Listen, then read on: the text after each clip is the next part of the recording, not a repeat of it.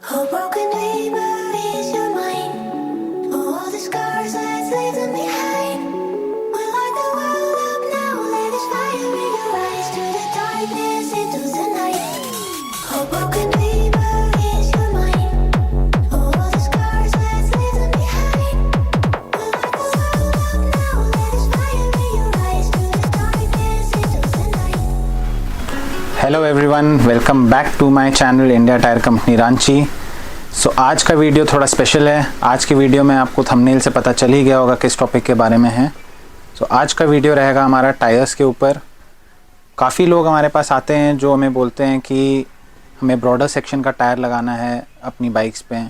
सो क्या आपको वो टायर लगाना चाहिए, क्या उसमें एडवांटेजेस रहते हैं, क्या डिसएडवांटेजेस रहते हैं, आज हम ये सब डिस्कस करने वाले हैं। सो सबसे फर्स्ट हमारे पास जो डिमांड आती है वो आती है आपको bikes like NS 200, RS 200, R15। ये सब में जैसे आप देखेंगे तो NS और RS में 130 सेक्शन का टायर लग के आता है। तो काफ़ी लोग के ये डाउट्स रहते हैं कि उसमें 140 लग जाएगा कि नहीं, या 140 तो उन्हें लगता है कि फिर भी लग जाएगा, 150 लगेगा कि नहीं।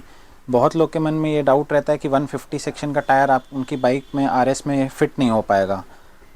तो हमारा सबसे पहले ये है कि मैं आपका एक डाउट क्लियर कर दूं, 150 सेक्शन का टायर इजीली RS 200 में फ़िट हो जाता है विदाउट एनी मॉडिफिकेशन।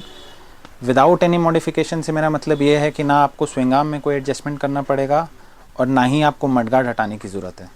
और सेम चीज़ आपके फॉलो होगी NS 200 के साथ भी और R15 के साथ भी। ये तीनों बाइक्स ऐसी हैं कि R15 का अगर आप पहले वर्जन देखेंगे तो उस पर 130 लग के आता था, उसके बाद अब वाले वर्जन में 140 साइज़ दे रहा है। तो आप इजीली उसको 150 में भी अपग्रेड कर सकते हैं। एंड NS में तो 130 सेक्शन ही लग के आता है, तो आप उसमें 140 150 आराम से लगा सकते हैं विदाउट एनी मॉडिफिकेशंस। और सेम चीज़ अप्लाई होती है आपको फ्रंट टायर के लिए भी, B it NS, RS, R15 version 3, 4 या आप MT15 ले लें। ये सभी बाइक्स में क्या है कि आगे फ्रंट सेक्शन रहता है 100 सेक्शन का। तो अगर आपको अपग्रेड करना है तो आप 110 सेक्शन में ईजिली अपग्रेड कर सकते हैं विदाउट एनी एडजस्टमेंट। तो चलिए मैं अब आपको दिखाता हूँ क्या डिफरेंस है 130, 140 एंड 150 सेक्शंस में, क्या क्या वैरायटीज़ आती हैं एंड उसमें मेजरली क्या आपको एडवांटेजेस एंड डिसएडवांटेजेस रहते हैं। A broken neighbor is your mind. All the scars, let's leave them behind. We light the world up now, let us fire in your eyes to the darkness. तो यहाँ पे आप देख सकते हैं हमारे पास अभी तीनों सेक्शन के टायर्स हैं। ये हो गया आपको 130 सेक्शन, ये 140 सेक्शन और ये 150 सेक्शन।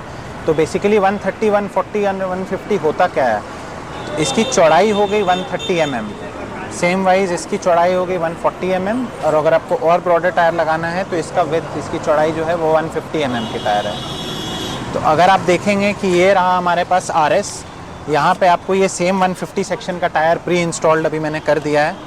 इस पे आप देख सकते हैं इनका मडगार्ड भी लगा हुआ है एंड इस पे कोई प्रॉब्लम नहीं होती है, ये टायर इजीली फिट हो जाता है। तो आप भी अपनी बाइक में अब आराम से अपग्रेड कर सकते हैं। So the next part is कि आपको अपग्रेड क्यों करना चाहिए एंड क्यों नहीं करना चाहिए, या किसको करना चाहिए अपग्रेड, किसको नहीं करना चाहिए। तो इस क्वेश्चन का आंसर ये रहेगा कि जिन लोगों को थोड़े बाइक में बेटर स्टेबिलिटी चाहिए, बेटर रोड ग्रिप चाहिए, या आपको लीन करते हैं, स्पोर्ट्स यूज़ है, लीन एंगल ज़्यादा अच्छा चाहिए, तो उन लोगों को क्या है कि अपग्रेड करना चाहिए।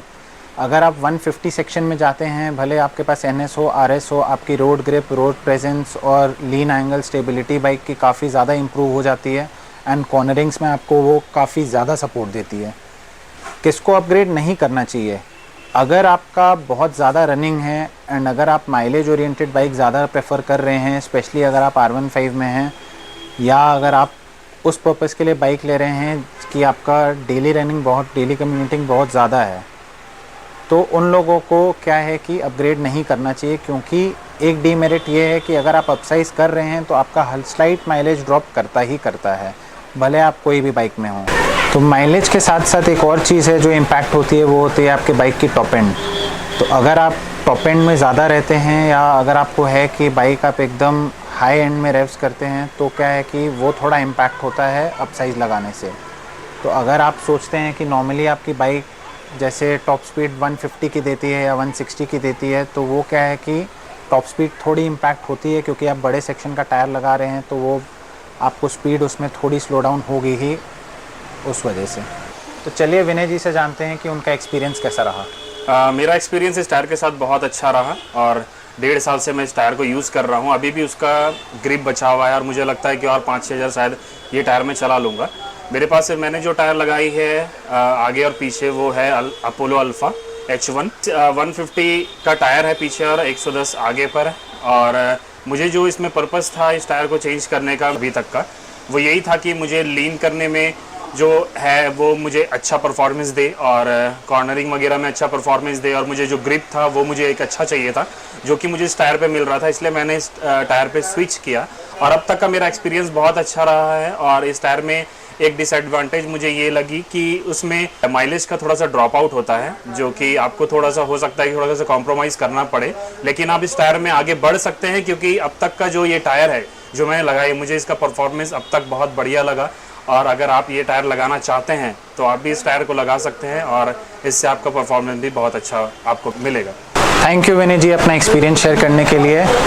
तो मैं होप करता हूँ आपको अब टायर्स के बारे में एंड उसके स्पेसिफिकेशंस के बारे में काफ़ी कुछ पता चल गया होगा, और मैं इसी तरह आपको फर्स्ट हैंड यूज़र रिव्यू और stock details and stock updates provide करते रहूँगा। So stay tuned to my channel. Thank you.